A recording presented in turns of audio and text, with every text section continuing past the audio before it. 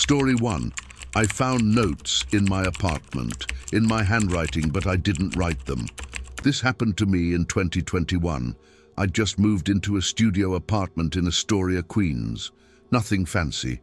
One window, a small kitchen, thin walls. I chose it because it felt safe. I was living alone for the first time after a breakup, and the idea of quiet evenings to myself was calming. I had my routines: black tea before bed, white noise machine by the door, and journaling every night before sleep.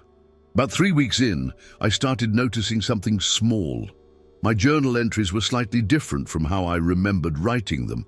I've kept journals since I was a kid. I know my style, my phrasing, but some entries, only 1 or 2 lines, felt unfamiliar, as if I had written them with someone else's rhythm, like, "You don't need to worry anymore." I don't use phrases like that.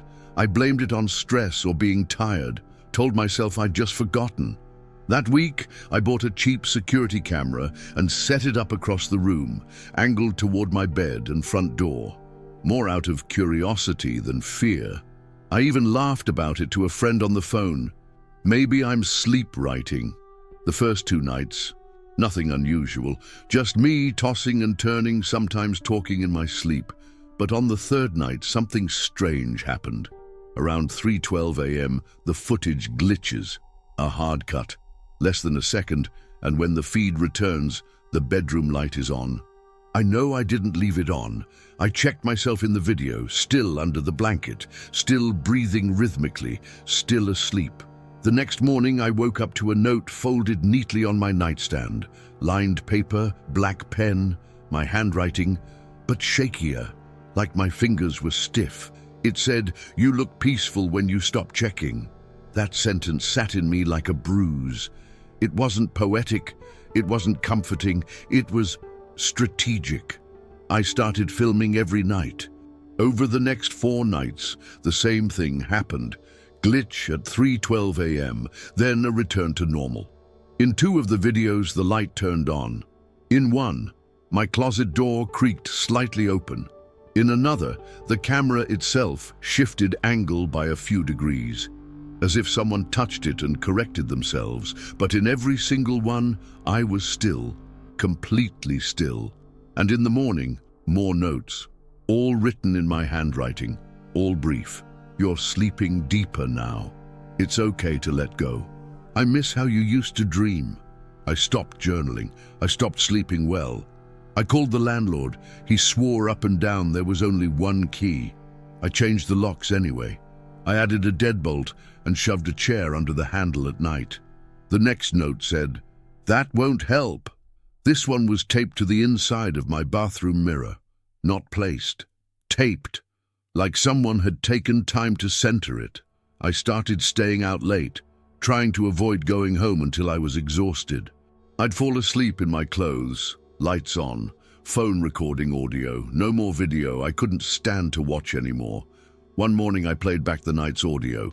Around 3:10 a.m., soft static. Then a sound that didn't match the acoustics of my space, fabric moving against wood, and a soft voice, whispering, "Let it happen."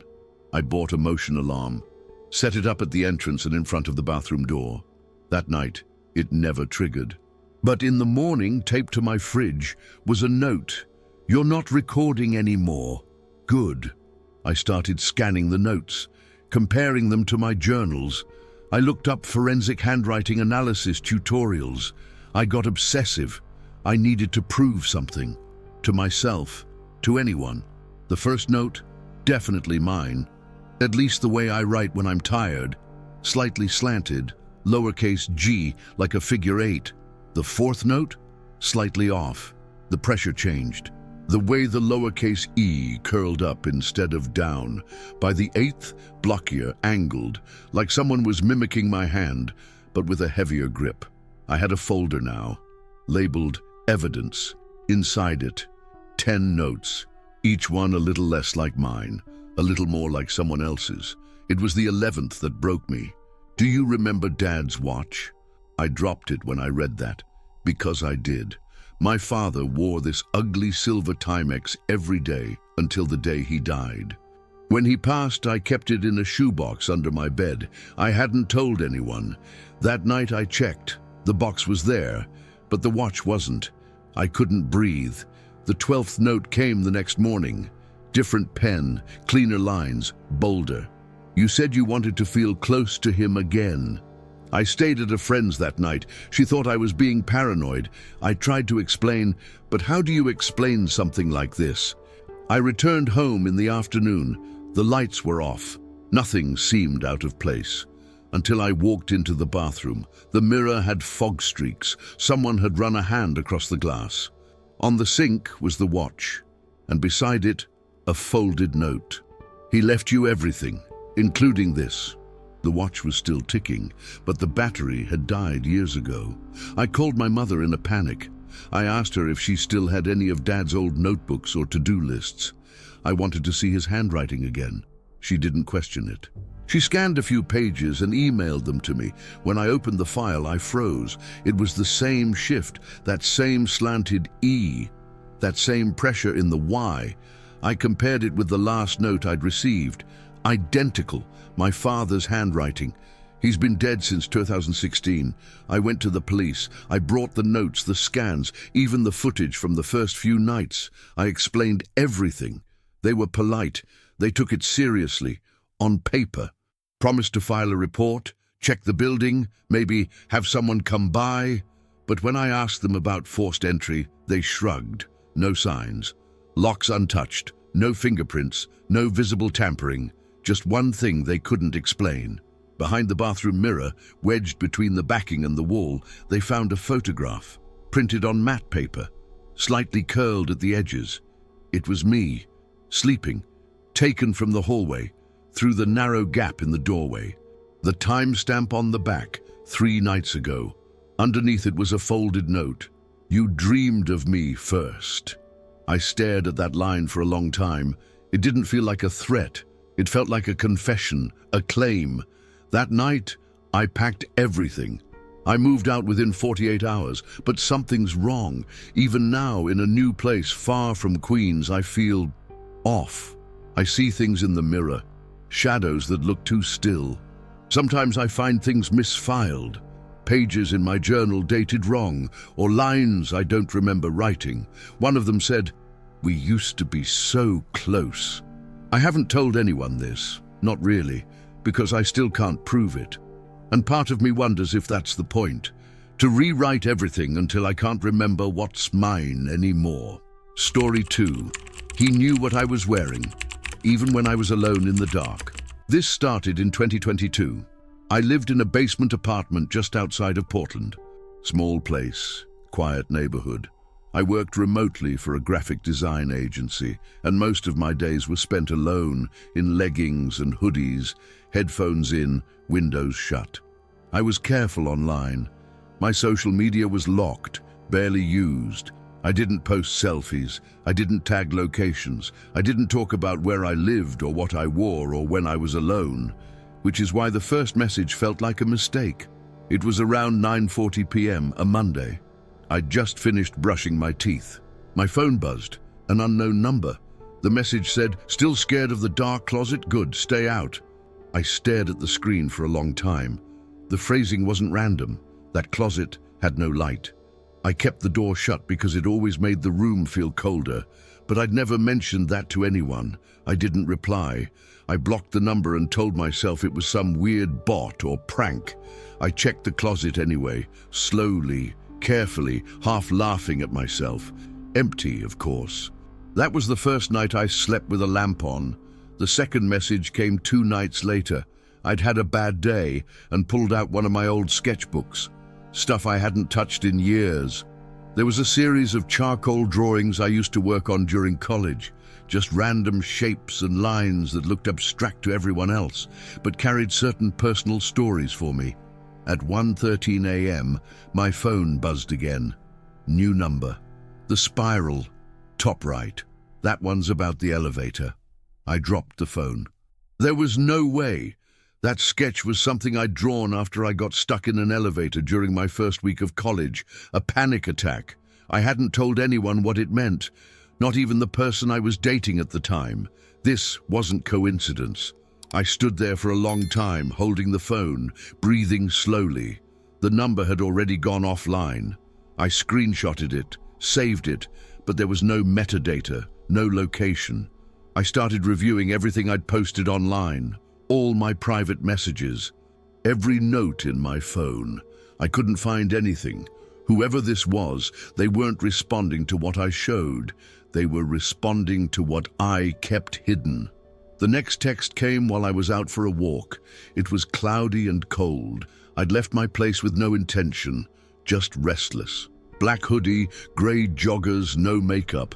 My phone vibrated while I was waiting to cross 11th Street. Comfortable in your second skin hoodie? I like when you don't dress for anyone. That shook me. Because that hoodie wasn't in any post, ever. It had bleach stains on the sleeve and a cigarette hole in the front pocket.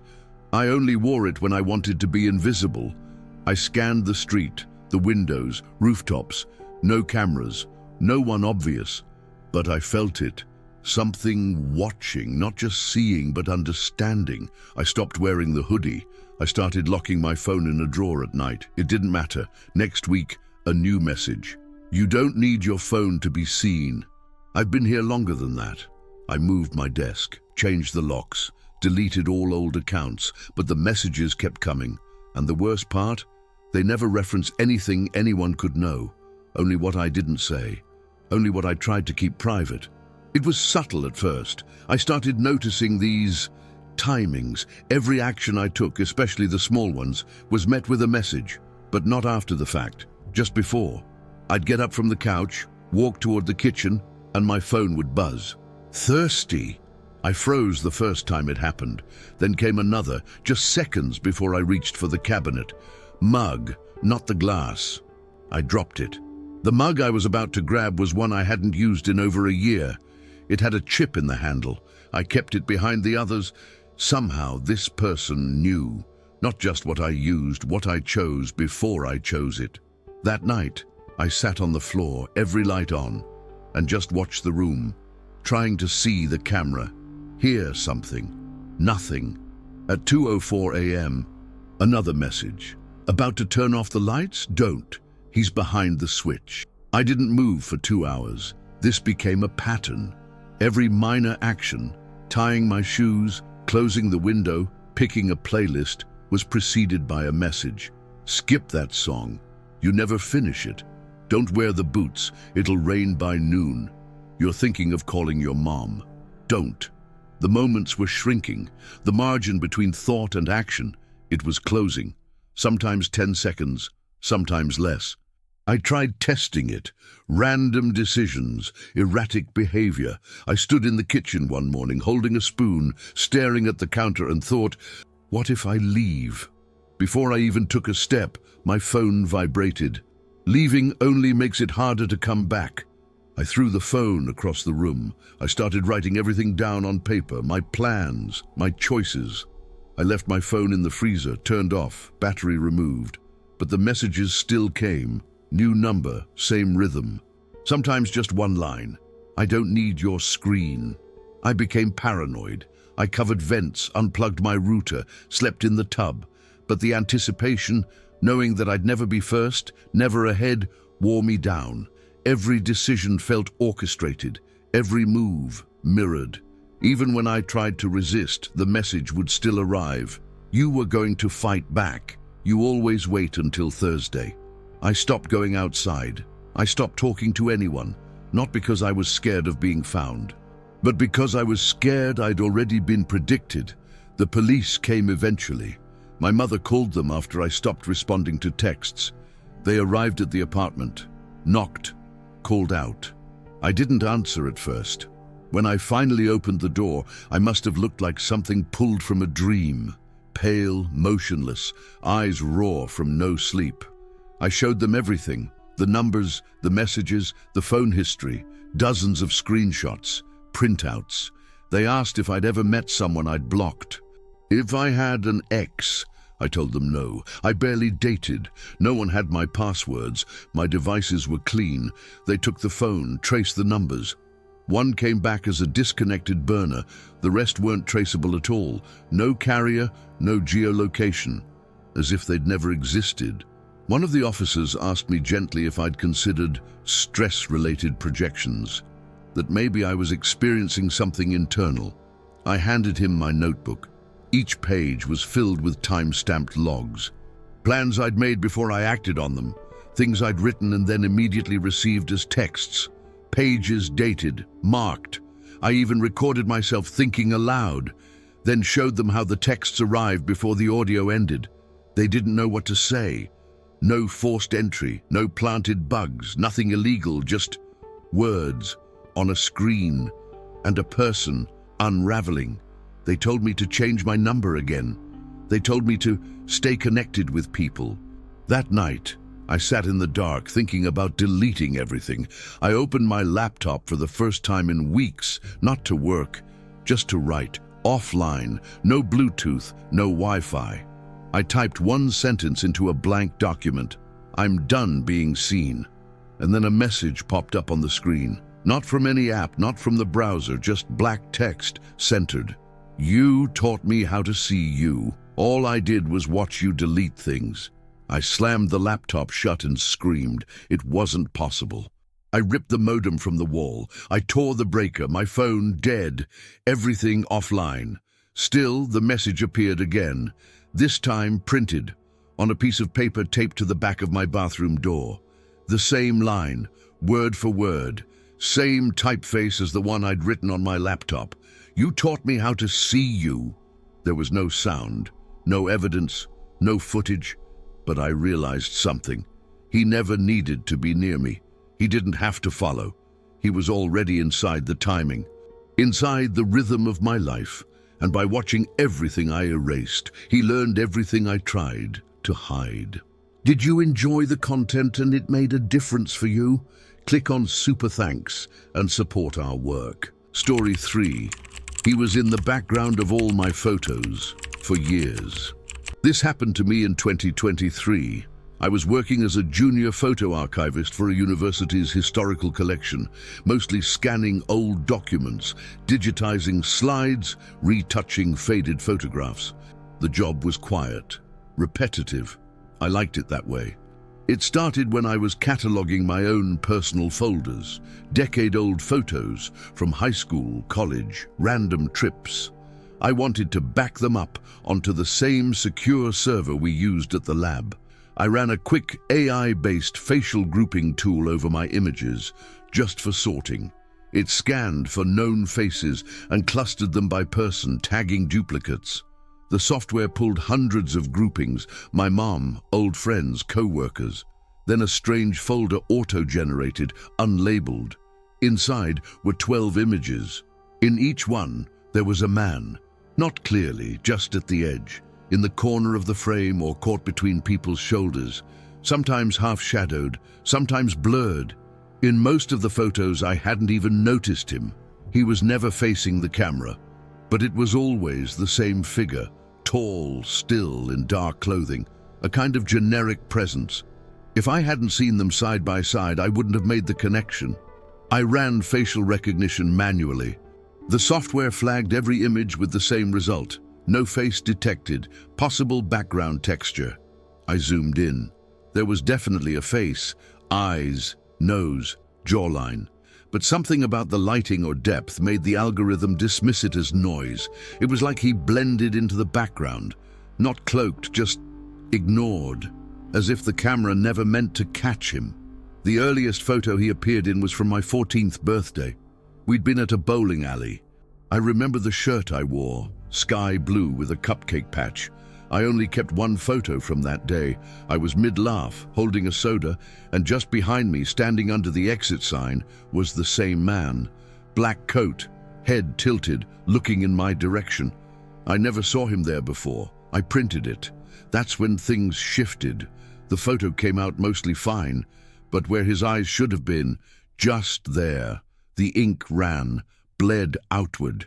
It didn't blot the rest of his face, just the eyes. As if the printer didn't know how to render that part, as if it rejected it. I tried again. New printer, new file. same result. I printed another one, different day, different year. Me on a hike with college friends, far in the background, almost hidden in the tree line. Him, standing still, watching the trail. The ink ran again, just over the eyes. I tried a third, this one from my cousin's wedding. And this time, the image jammed the printer, froze it completely. The paper came out half-formed, the man's outline burned in grey streaks across the page, like static. I asked my co-worker about it, just casually. She shrugged it off, said ink bleeds sometimes, that cheap printer's jam. But when I asked if software could misread real faces as background, her answer was immediate. No, not unless it's trained not to see it. I asked what that meant. She said, there are entire datasets designed to ignore motionless background figures. Surveillance redundancy. It's how false positives are filtered out. I checked my camera roll again. Now that I knew what to look for, I found him in more photos. 23 in total. Stretching from age 13 to present day. Always in the background, always close, never touching, never seen. I ran one final test. I took a selfie in my apartment mirror. Nothing behind me but the couch. The photo saved. I zoomed in. Standing just inside the frame, behind the kitchen counter, barely a silhouette in the light, he was there. I drove to visit my oldest friend, Kaya. We grew up on the same block in Colorado. I hadn't seen her in years, but I remembered how we used to spend whole summers inventing stories, building forts, staying out past dark. She welcomed me in like no time had passed. I didn't bring up the photos right away. I didn't want to sound unwell. Instead, I asked if she remembered that birthday party, my 14th, the bowling alley. She said yes. Her mom took the photo of us laughing. Then she paused. You said you found something in it? I hesitated, then pulled out my phone, showed her the image. She squinted, leaned closer. When her eyes landed on the man in the background, something in her face changed. She blinked hard, stepped back slightly. You don't remember. What? Kaya was quiet for a long moment. We used to talk about him all the time. I didn't respond. You called him the quiet man, said he was following you, watching you at night from your window. You were so serious about it. We thought you made him up. My stomach twisted. I don't remember that. Kaya looked at me carefully. You even gave him rules, like not to cross the sidewalk, or not to be in mirrors. I thought it was just a game. I mean, we were kids. I pressed her. Did anyone else see him? I don't think so. But you used to draw him all the time. Tall guy, no face. You made a book, called it The Man on the Edge. You don't remember? I shook my head. I didn't remember any of that. But when I got back to my apartment, I dug through an old box of sketchbooks. Most of them were blank, half-finished, but one near the bottom had a cover I didn't recognize. A cheap, spiral-bound notebook. On the first page, in pencil, The Man on the Edge. Page after page of drawings. All variations of the same figure. A man in the background, always small, always watching, standing in alleys, doorways, windows. His face was a blur. In every sketch, his hands were at his sides. Still. I flipped to the last page. A drawing of my childhood bedroom, crude but unmistakable, and there by the closet, drawn with heavy lines darker than the rest, him, bigger, closer. Above him in shaky handwriting, he's closer when I forget. I stopped taking photos, deleted all apps, covered my phone camera with tape, turned my laptop around when I wasn't using it. Still, the presence stayed. I felt it, more than saw it. A silence behind the silence, the sense that even without eyes, someone was positioned, like an object placed deliberately into a room. One night I checked my webcam folder. I rarely used it, but I noticed it had been recording motion-triggered clips. Must have been a default setting I never changed. Most were dark. Me moving around, nothing unusual. But one file stood out. It was dated from 3 days prior, time-stamped at 3:47 a.m. I opened it. At first it looked empty, just the dim corner of my bedroom. No motion, no noise. But about halfway through the clip, a flicker, just enough for a shape to appear. A figure, half visible, standing between my curtain and the wall, still, unmoving, as if he'd been there long before the camera began recording. I paused the video, took a screenshot, zoomed in. There was no face, just the faintest curve of a head, the edge of a shoulder. Then I had a thought. I pulled out an old photo from when I was 6, Christmas morning. I was opening a gift in my childhood living room. The curtains in the background, the same pattern. I matched the folds. I took a screenshot from the webcam feed and overlaid it. The curtain folds were identical, not similar, exact. Same creases, same shadows, like the same moment repeating itself. In the old photo, just behind me, behind the couch, the man stood, same pose, same shape, same distance, no face. I flipped through more old pictures, some from school, others from family road trips. The scenery changed, the clothes, the people, the year. But he was there, not always clearly, but always just behind, always in the background, always watching, not following, just remaining, like he'd never needed to move because I'd been carrying him forward through every lens, every memory, every photograph I'd ever taken. I printed the last photo just to hold it, but when the page came out, the ink bled across my hands, only where his eyes should have been.